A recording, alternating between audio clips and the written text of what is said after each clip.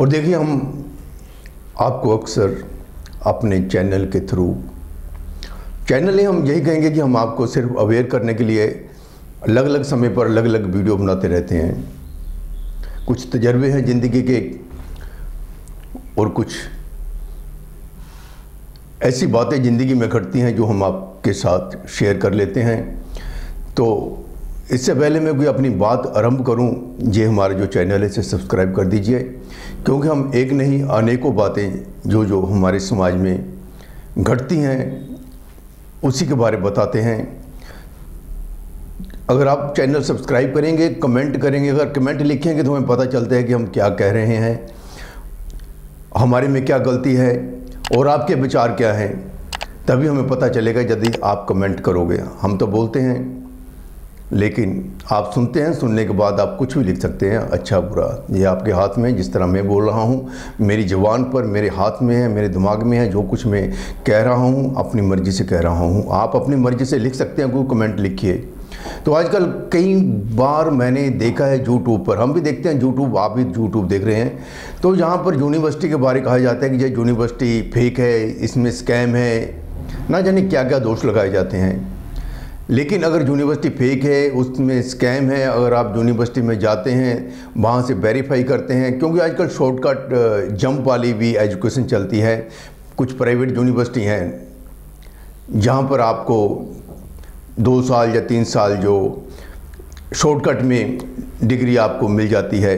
लेकिन इसको हम अप्लाई कैसे करें, कैसे जाने कि ये जो हमने किसी कंसल्टेंट से ये जो हमने डिग्री ली है, बीए की है, एमए की है, पोस्ट ग्रेजुएशन की है, इसका कैसे पता चलेगा? दोस्तों, इसके लिए आपको कुछ नहीं करना, क्योंकि आपने भी वो जो डिग्री है शॉर्टकट में ली है, तो आपको मालूम ही है कि आपने जो कुछ किया है उसके बारे में आपको पता है। लेकिन आपको क्वालिफ़िकेशन चाहिए, आप क्वालिफाइड होना चाहते हैं डिग्री के साथ। हमारे हिंदुस्तान में डिग्री चलती है, जिसके पास डिग्री है वही क्वालिफाइड है। आप जितना मर्जी हुनर दिखाते रहिए, सबसे पहले कहीं भी आप जाएंगे तो आपको पूछेंगे आपकी क्वालिफ़िकेशन क्या है, तभी आपसे बात करेंगे। चाहे आप में चाहे जितना भी टैलेंट हो, जितनी भी स्किल हो, वो एक तरफ है और डिग्री दूसरी तरफ है। हमारे जो अंग्रेज़ों के समय से ये चला आ रहा है कि डिग्री पहले देखी जाती है, क्वालिफ़िकेशन पहले देखी जाती है, उसके बाद ही किसी दूसरी चीज़ को देखा जाता है। तो जो मैं आपसे बात कर रहा था कि ये जो आप डिग्री को वेरीफाई करना चाहते हैं कि आपकी जो डिग्री है, जो आपने बीए, एमए, पोस्ट ग्रेजुएशन कोई भी सब्जेक्ट किया है, उसको वेरीफाई कैसे करें, उसके लिए सीधा सा एक तरीका है, आप आरटीआई डालें। आरटीआई डालकर आप यूनिवर्सिटी से पता कर सकते हैं कि जो आपने जो एनरोलमेंट नंबर लिखें, हो सके तो अपना जो एक आध फ़ोटोकॉपी भी साथ भेज दें कि ये मैंने आपकी यूनिवर्सिटी से डिग्री लिया था, पढ़ाई की थी, तो ये जेन्युइन है या नहीं है, इसके बारे में मेरे को बताया जाए। या आप भी ये कह सकते हैं कि हमारे किसी फ्रेंड ने या किसी आप कोई एकेडमी वाले हैं तो आप भी पता कर सकते हैं। या कोई आप किसी को जॉब देना चाहते हैं तो आपके पास कोई जॉब करने के लिए आया है तो आप भी यूनिवर्सिटी से पता कर सकते हैं कि ये जो डिग्री है वैलिड है या किसी ने इसे प्रिंट किया है।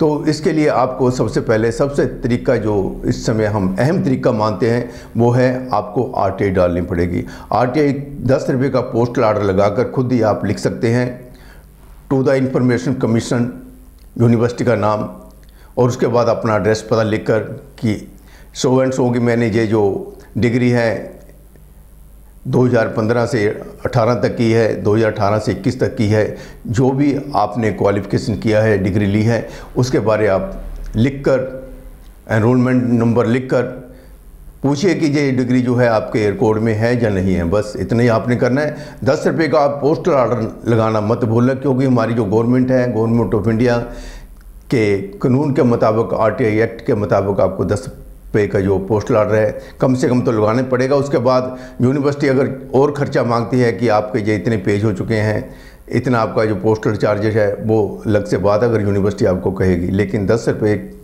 के साथ आप यूनिवर्सिटी से अपनी जो डिग्री है उसे वेरीफाई कर सकते हैं। दोस्तों,